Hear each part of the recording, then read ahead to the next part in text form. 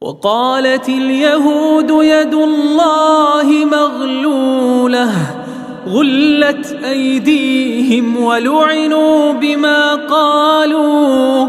بل يداه مبسوطتان ينفق كيف يشاء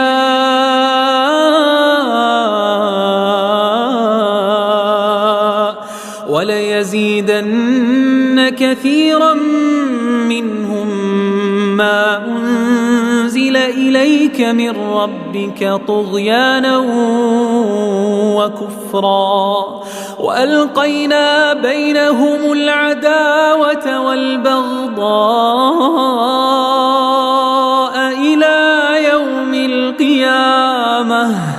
كلما أوقدوا نارا للحرب أطفأها الله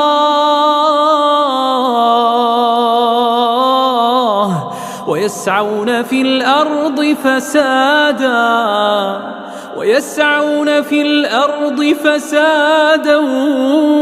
والله لا يحب المفسدين